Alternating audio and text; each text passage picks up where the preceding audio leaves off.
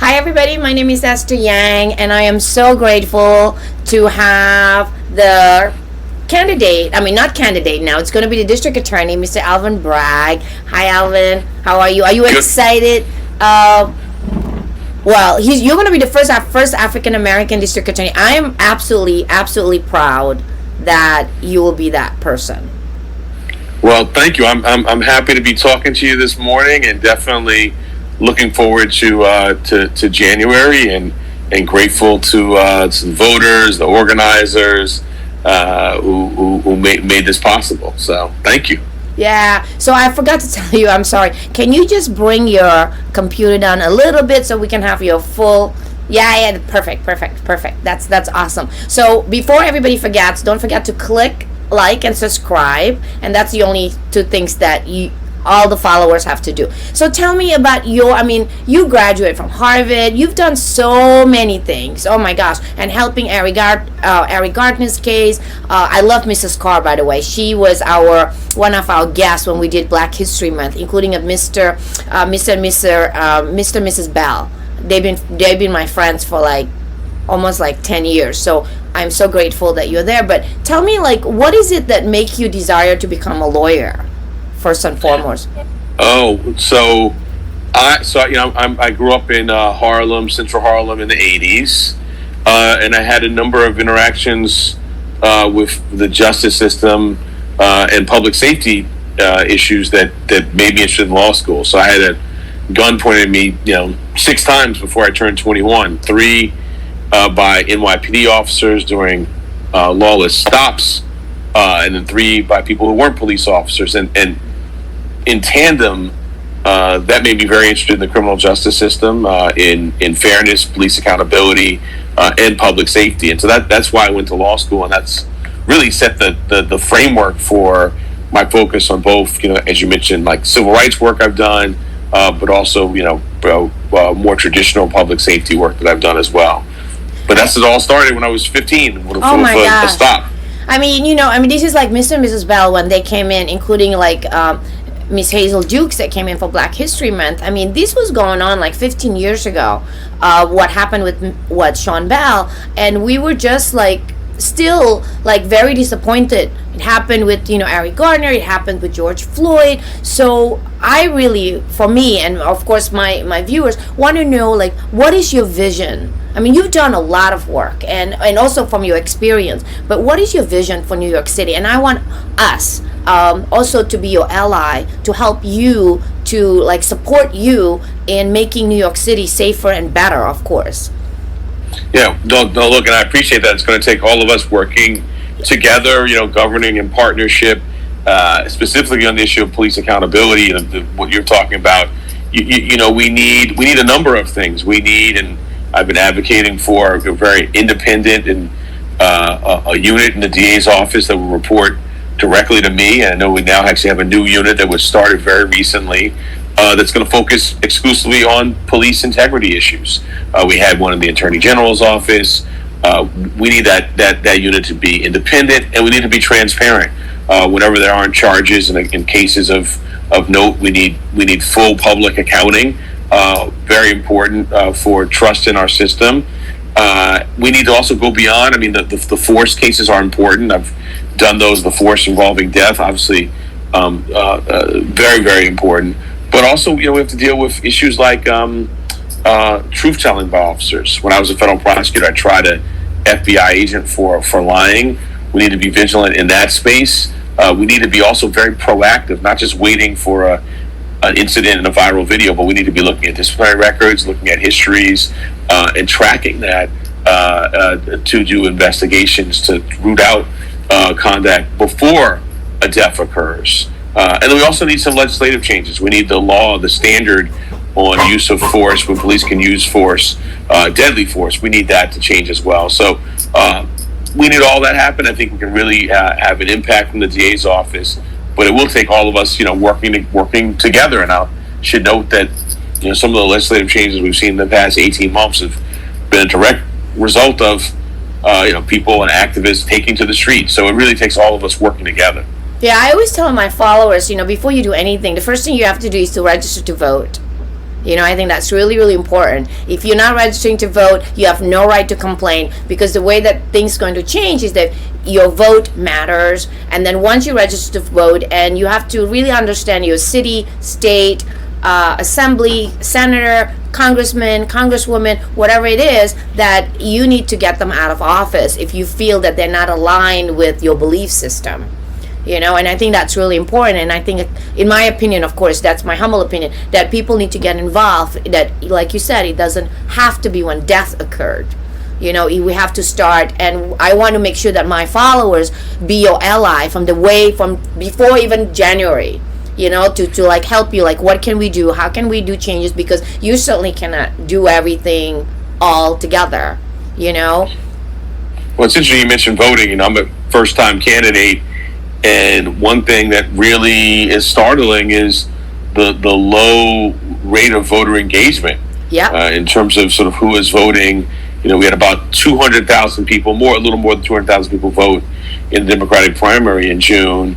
We need that number to be a lot higher. We need to be reaching out to people, encouraging them. I think part of this is, we'd be reaching out to them all the time, not just when an election's coming up, and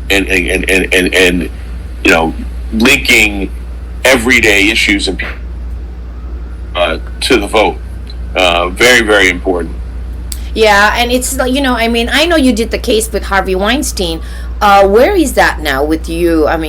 What is happening with, a lot of, I know, a lot of the sexual women survivors were very upset with what's happening with Bill Cosby. And we were all upset with Harvey Weinstein too. We felt like the previous district attorney could have done more, and you being a great husband and a father for 2 children, where do you think that, how would you see yourself, that how would you do it differently, and now that it's you that's going to be running the show? So on Harvey Weinstein, there was the recording with Harvey admitting to sexual assault, where quite publicly the DA and the NYPD disagreed about going forward. My role in that at the Attorney General's office, we brought a lawsuit subsequent to that, suing him, his brother, and his company for having a hostile work environment. So I started that case along with a great team at the Attorney General's office, and we filed it. And then Attorney General Letitia James's team took over after we had a change of administration. You mentioned Bill Cosby. That obviously not in our state. Yeah. And a really, I'm happy to go into if you want to, but like the legal reasoning there just doesn't. I don't know if it doesn't make sense. And I'm hopeful that no New York courts are going to follow that kind of reasoning. But that was a very troubling legal decision. And even with Epstein case, the pedophile. And if you just join in, this is our first African American district attorney candidate. Not candidate now, nominee. For Jeffrey Epstein. Yeah, that was very troubling. We had, for those who don't know, kind of sex offenders classification system where there are 3 tiers, and initially was going to be put into the kind of tier, for the not commensurate with his conduct, and the judge intervened and put him in the tier for people who've done the type of conduct he's done, and we really, and you and I were last together last week at a bill being introduced in the city council would extend the statute of limitations. We really need to be doing everything in these incidents we've been talking about. Point to the real urgent need to center the voices of survivors, to focus on the trauma, and to have our systems, whether it's a civil court system, a criminal court system, center that trauma, and center the voices of survivors. And I think that is the through line between the shortcomings in our civil system and our criminal system, and is the answer sort of to move forward on all of these issues. Yeah, Alvin, I'm so sorry. If you can just, yeah, perfect, because I want to be able to see your whole face. Like I founded the Super Happy Healthy Kids and the AAPI for Change, and I know my community, the Asian community, are very, very troubled with this increase of Asian violence. And we are trying every which way. And I actually had lunch with, the Assembly Member Harvey Epstein, talking about like what is it that we can do, especially with the bail reform. And I know the community is very upset about just the increase of Asian violence. How would you, like, what would you envision for this, and how can we also support you in resolving this matter? And so the first thing I think we need more resources. I want to really increase the number of people working on hate crimes. I want to have more people dedicated to it. It's the statute is different from most criminal law statutes and requires proof of motive. And I want to have people with the expertise in those kind of cases. I think that's important. I know the DA recently started a dedicated line. I think that's very important to have direct access for the community to report. And it speaks to a broader issue. We really need to deepen the trust relationship, because what we've seen is an understandable, questioning of law enforcement in this space, and are they committed to working on it? I say understandable because we have so many incidents and not a lot of charges, and that leads people to question. And so I think we need to really strengthen that, and going through, establish, community leaders like yourself, or organizations that are working on this on the front lines, and using that as a bridge to law enforcement, and importantly, really getting the message out. I saw the NYPD spokesperson a couple months ago now, just misstating the standards, stating that there needs to be proof of national origin animus at the scene in order to go forward as a hate crime, and that's just not so. We need to change the way we're investigating and looking at these.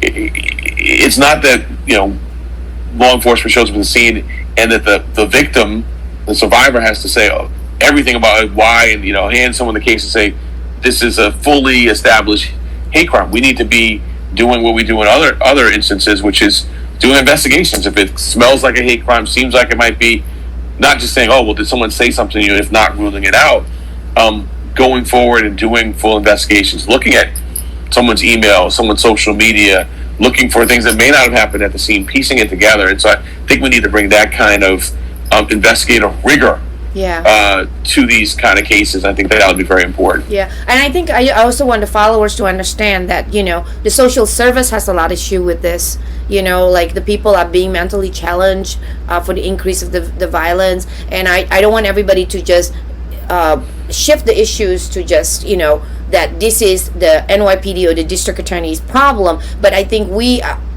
as advocate, as you're from the younger years, that we need to like make sure that people that are in office that will be supporting the community. And I think that's really what it is. So I know that you said that you will create a direct line, but would you consider creating a direct line for people can just go through without this like red tape that has to go through? Is there like one they can just call, hey, this is what's happening? So that is, the current district attorney announced, I think probably a couple months ago now, a dedicated hotline for hate crimes for this purpose, and I would certainly keep that in place. Yeah, and also I founded the AAPI for Change because I wanted the Super Happy Healthy Kids for the elementary kids, and the AAPI for Change is for middle school and high school. I know that when I speak to middle school and high school kids, I really tell them, hey, if you're hitting 17, consider to register to vote. And I really speak about creating that pipeline for us, right? I mean, the fact that this is 2021 and you'll be in office in 2022 and we have the first African American district attorney, I just find it a little bit unacceptable. It's like really a long time. Like I've worked with Senator John Liu, and he was the first city council. So I think I have to say, like, our community is also at fault for not making it happen. Well, it's a very interesting part of it, I think, is the broader dynamic of the seat for district attorney hasn't turned over. Really, we've had 3 district attorneys elected in the past 75 years. You look at the very same electorate, the Manhattan electorate, has elected a number of African American borough presidents, from Percy Sutton to, Constance Baker Motley, C. Virginia Fields, David Dinkins. So part of it is a function of we really haven't had, contested district attorney races, and that's really part of a broader history throughout our country. And so, I think this coming out of the primary where we had, 9 candidates, very robust discussion. I think that's healthy for our democracy, different perspectives, and I think it's good. We also saw that in a lot of city council races, right? A number of candidates. So I think having people running and put forth ideas and vision is very helpful, and hopefully that leads to more engagement with and by voters. Yeah, would you create, because like I'm always focused on the pipeline, like younger kids. Do you have like mentoring program? Because that's what AAPI for Change, like we're really focusing on like high school kids to go into like whether it's law, into like whatever it is that they want to do, just to have that civic engagement. Will you consider creating that pipeline for high school kids, even elementary kids? I know for me, the Super Happy Healthy Kids, we actually take younger kids to the chambers to meet judges and things like that. So I'm just now that I have you one-on-one, I want to make sure that you also create a pipeline that where my kids can come in to see the district attorney's office, what it's like, and maybe they want to be part of the law professions. Definitely. I'll give you one example. I was honored to be endorsed by the UFT Teachers Union, and they've got the great mentorship program that I want the district attorney's office to be more of a part of. Yeah. With assistant district attorneys going out, talking to students, letting them know. I mean, that their options in terms of careers in the law, including careers in criminal justice, and even more broadly, because some of this is not necessarily about getting them into a specific profession, but them seeing their options. And so I think it's important for our youth, and I think it's also important for the DA's office to be out beyond the 4 walls of the DA's office, to be out engaging with the community we serve. So that's a big piece of what I want to do. Yeah, and also one more piece. I know you are busy, and I want to before we end, but I also want to just make sure that I understand you. There's also another department that can investigate district attorneys, or you will create that, like you said. So we have this is an issue. I mean, there's some legislation, on prosecutorial misconduct investigations. I've got a particular history of this with myself. When I was at the Attorney General's office, we actually prosecuted a sitting district attorney who we alleged engaged in misconduct. So this is something I take very seriously. We're going to be, overseeing obviously the DAs in our office, and in particular the issues that really are of, I think, have drawn a lot of attention is, disclosure of information to the defense. Yeah. Doing that consistent with statutory and constitutional mandates is really sort of at the top of the list. But yeah, we're gonna have a chief ethics officer. We're gonna be kind of very vigilant in this space, and of course we'll see what happens with legislation. I mean, right now the grievance committee of the bar is where these matters will be handled for attorney discipline, and I know there's legislation. I believe it may be Zelnor Myri's legislation on prosecutorial misconduct, and I don't think that had a vote last year, and there was some litigation about it. So we'll see what happens in the next session. But as for our office, based on my history of having done this before, we're going to be very, very vigilant in training and auditing and overseeing, and then if things do not go as they should, obviously disciplining. Yeah, and I'm, as we end our sessions, I really want to thank you for being here. Just to recap, that it's wonderful for me to hear that my kids, the younger one, elementary, middle school, welcome to your office for the mentoring part of the program. And in case you're listening and you forget to vote, that's one thing that I hope that all of you register to vote. And I hope that all of you will become ally to the district attorney's office, not just to complain, that we're in this together, right? To decrease the violence in Manhattan and to decrease, to make New York City safer. So we all need help to be getting there. And don't forget to click and subscribe. And Mr. Alvin Bragg, thank you so much. And I am so proud that you are our first African American district attorney. Well, thank you for having me on. I really enjoyed speaking for you. And I would just say, as you make the pitch for people to vote, I would just say we got a general election in November. So people who voted in June, come back out in November. And more, and more. Exactly. And people who didn't, if you said, oh, June, I wish I had gone and vote, well, November general election, show up to the polls. As you said, voting is key. So thank you so much for having me on. Always great talking with you. All right. Bye-bye. Bye. Be well. Hi, everybody. I'm Esther Yang. If you'd like to see more content, if you want to watch more videos, don't forget to click like, subscribe, and then don't forget to click that bell button. Bye.